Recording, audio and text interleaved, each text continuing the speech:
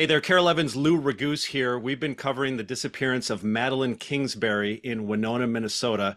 Maddi disappeared on March 31st after dropping her kids off at daycare. So we are now on the 15th day that Maddi has been missing.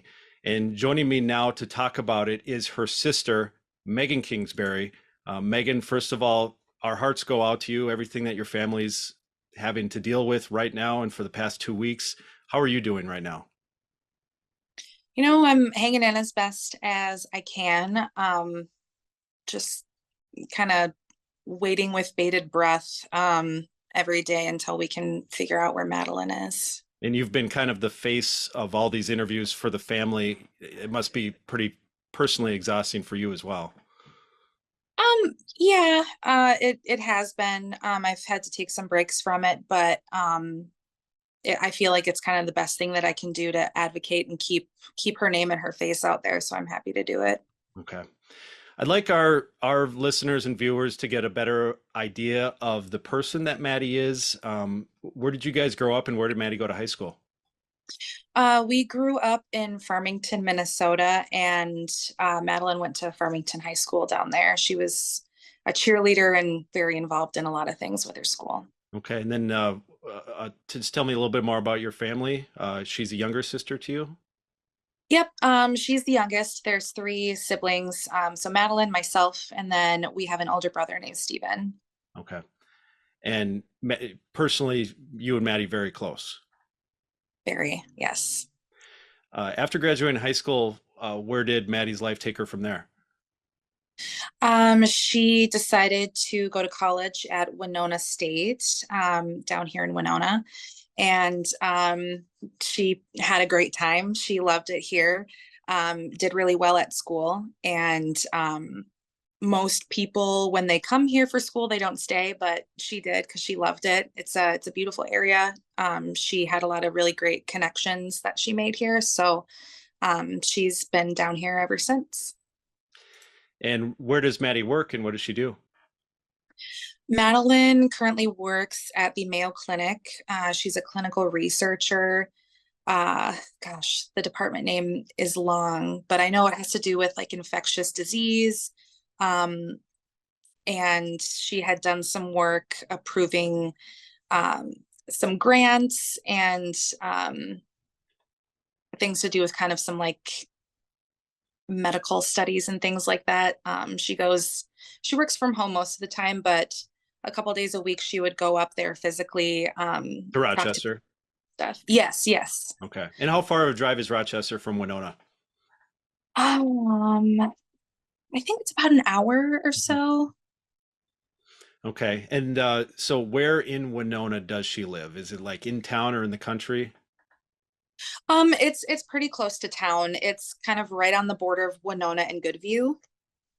Okay. So does it like is it a townhome? Yes, it's like a side by side, so they have a connected wall with their neighbor. Okay. When you're there, does it feel like you're in a city or in the country? Um, it feels more of like the country for sure. I'm from Minneapolis, so it's a lot different from where I live. Hmm. Yeah, it's definitely more of a country feel. Okay.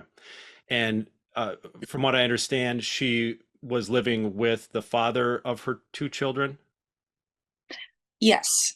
And he's released a statement in the last week, so his name is out there now, which is Adam Fravel. Is it fair to say that they were no longer dating? I know that he's been referred to as the boyfriend, and I might have done that accidentally, but is it fair to say that they were no longer boyfriend girlfriend at the time? Yes, that's correct. Okay. And Maddie was looking for a new place to live in the near She future. Yeah, she still wanted to stay in the area. Her kids go to daycare and stuff around here. Hmm. Uh, so yeah, I think she was looking still in Winona or in Goodview.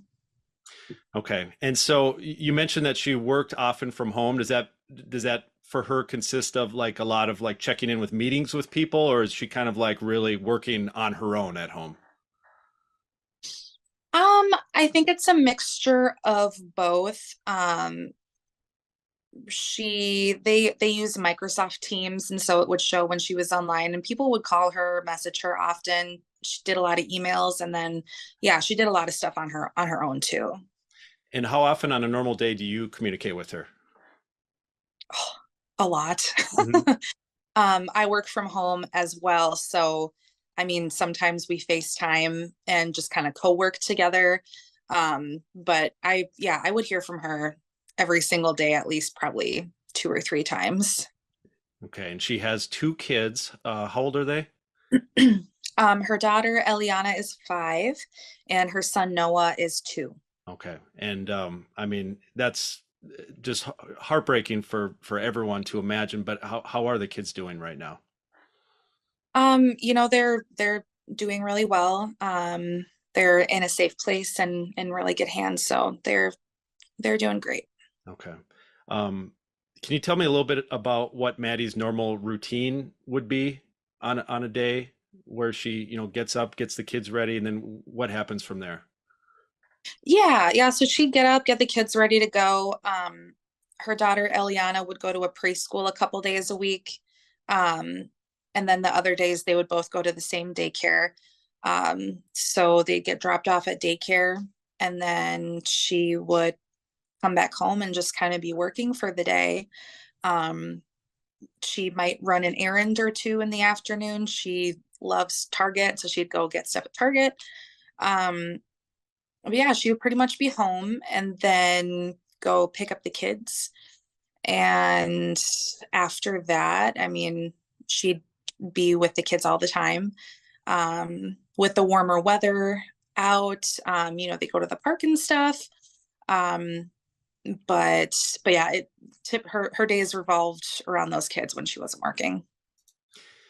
Now, police have made it clear that they believe that her disappearance was involuntary and suspicious, and I just want to help people understand a little bit more about that. Can you talk about what Maddie? It's pretty clear that Maddie had plans, right? Both short term and long term. Can you kind of go into that a little bit? Yeah, so I mean, on the 31st, the next day, I mean, she was going to come to my house with her daughter Ellie, for the weekend. Um, but I mean, as far as like other plans, more long term, she was a grad student at the U of M to get her master's in public health. It's difficult, first of all, just to get into that program.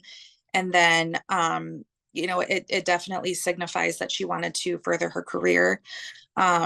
She was looking at possible other promotions, job opportunities within Mayo Clinic as well. Um, so she definitely had some plans to to get to some higher places, I'll say. And is it fair to say that you know Maddie about as well as anybody? Hmm. Okay. And so I just want to make it clear so people understand that in your mind, the chance of her running off or being involved in some sort of drug thing or anything like that, it's about a 0% chance. Yeah, a negative chance. Okay. Yeah, no way. Okay.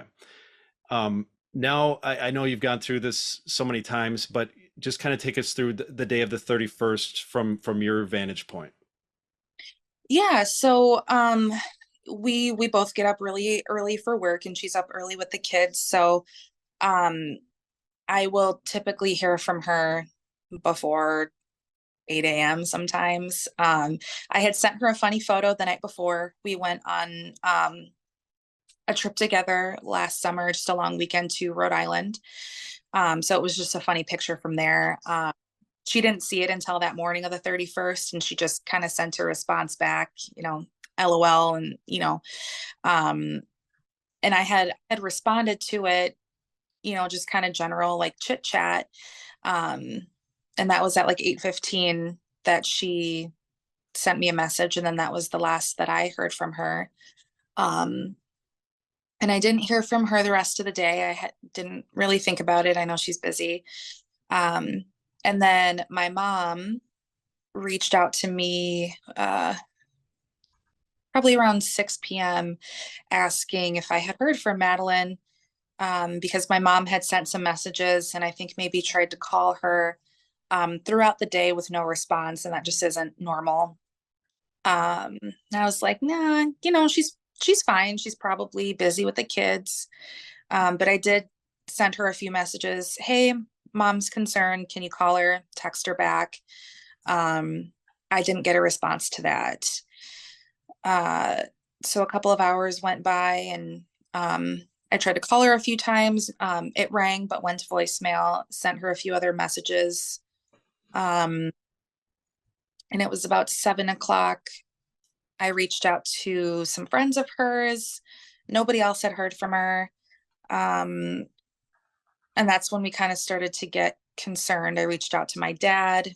He usually talks to her regularly too. He hadn't heard from her. So at that point, especially because she was supposed to come to my house the next morning with her daughter Ellie, um, there were definitely some alarm bells going off because it just was so unlike her. Um, and then just as it got later into the night and she still wasn't responding or picking up her phone, um, pretty quickly we wanted to file a missing persons report because um, it's just such abnormal behavior. And were you and other family members reaching out to Adam as well to see what he knew? I did reach out to him that evening at about 7 p.m. Or no, close to 8 p.m. He didn't get back to me, I think, until after 9. But just kind of given the circumstances of their relationship at the time, um, he just basically said he didn't really think anything of it, that he hadn't heard from her. Hmm. And so, you mentioned that they were no longer dating at that time. Had you talked with Maddi at all about what her plans were when it came to, the future with the kids and like plans of co-parenting and so forth? Or how much of that have you gotten into with Madeline? You know, I didn't discuss that with her a lot, but I knew that her intentions were um to keep the kids as close to Adam as possible because I wanted her to move to the cities to be close to me, but she wanted to stay in town, make sure that the kids saw their dad as often as they could. I think there was plans to co-parent. She didn't want to necessarily take them away from anybody. Okay. Um, that morning, from what we know, is that Maddie dropped the kids off at daycare with Adam. Is that correct? Yes, that's right. And what was their vehicle situation? Did they only use Maddie's minivan? As far as like transporting the kids, I think the main vehicle was her van. I'm not sure if Adam had car seats or anything in his car. But from what I know, they used the van most of the time with the kids. And what's been reported is that they came back home around 8:15, and that at about 10 a.m. Adam took Maddie's van to go run errands. Hmm.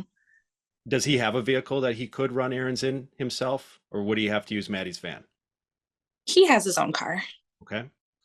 Um, would that be normal for them to drop off the kids together at daycare?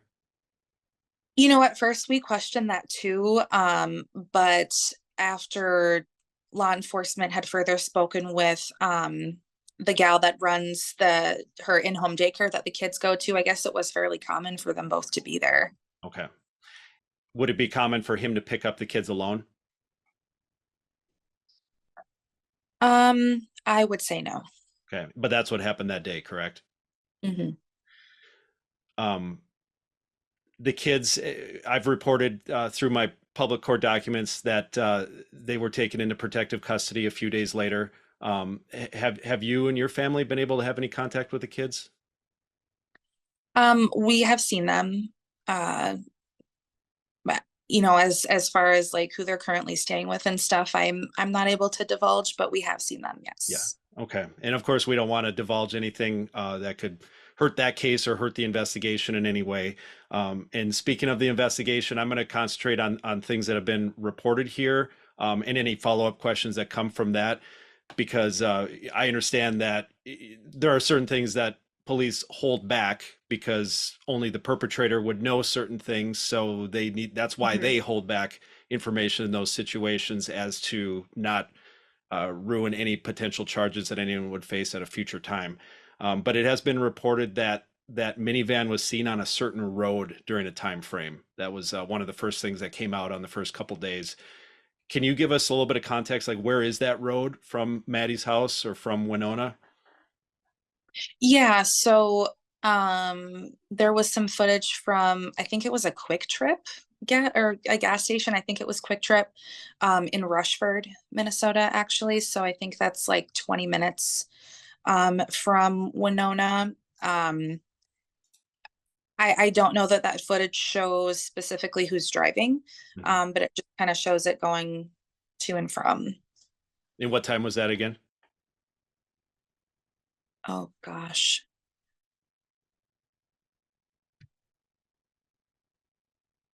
In between the 10 a.m. and 1:30 p.m., right?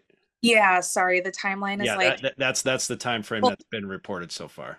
yeah, yeah, that's right. Sorry. Okay. And so so another thing that has been asked because so Rushford stretches into Fillmore County, and there's been a lot of talk about Winona County and Fillmore County, and so that might help explain, why there's been such a concentration on those two counties and asking people to share any Ring doorbell cameras or trail cameras, which if people aren't familiar is like a lot what hunters have out in the woods is a trail camera that would capture movement when it goes back and forth.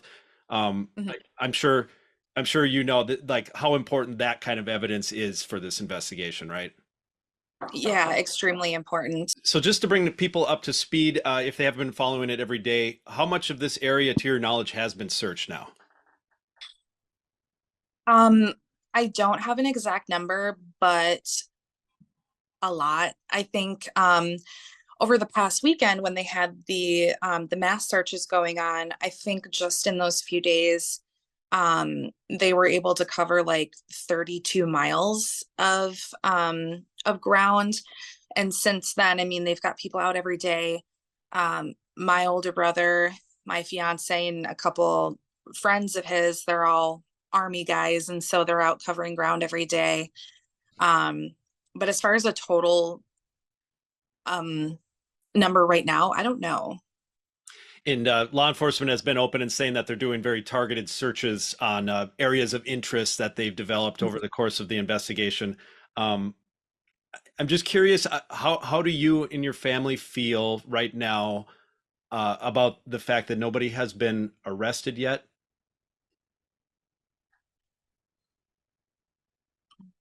I don't want to comment. I don't want to speak on behalf of my family. Everyone kind of has their own personal feelings about Sure. it. Um, yeah, I'll just leave it at that. I feel just based on listening to other interviews you've done, is that bringing Maddie home is the number one priority first? Is that fair to say? Yeah, for sure, for Mhm. sure. Um, how hopeful do you remain right now? You know, of course we're hopeful that we're going to find her. It's not so much a question of if, it's just when. It's really hard the longer it goes on. It's been 2 weeks. Um, but the hope is obviously still there. It's just a struggle to keep positivity about it sometimes. But yeah, we're definitely keeping up the faith and the hope that we're gonna find her, and hopefully really soon. Yeah, I feel like there's almost kind of a difference between hope and positivity in a way, right? And really, Yeah, nobody really knows what you're feeling right now unless they've been in your exact shoes. Unfortunately, other people have, but yeah, it's probably hard to describe exactly what it's like. yeah. It definitely is, and I mean, of course, everybody out there has their own opinion on what we should be doing and where we should be looking, and if the roles were reversed, I mean, they wouldn't be saying the things that they're saying. Most people are really kind, Mhm. um, but yeah, some people just focus on the wrong thing, and our focus is on just doing everything we can to find Madeline. Has law enforcement shared any leads with you that you are able to share publicly? They have not. Okay. Um, where does the search go from here? Mm, it's hard to say. I mean, I know that they've expanded to a few other counties around the area. Um, as far as anywhere like specific right now, they law enforcement hasn't, called us and said, "Hey, we're searching at this specific place" or anything like that. Um, I know this coming weekend, there will be some volunteers. There's been a lot of interest in using horseback to cover some area. Um, so there's kind of been a call just on the Facebook page, the search for Maddi Kingsbury. A lot of information goes there. It's not law enforcement run, Mhm. um, but that's kind of the best place to look for info. So there's been a post made on there, just if anyone locally or anyone able to travel down that has interest in assisting with that. I think they'll do that on Saturday and Sunday, I believe. Okay.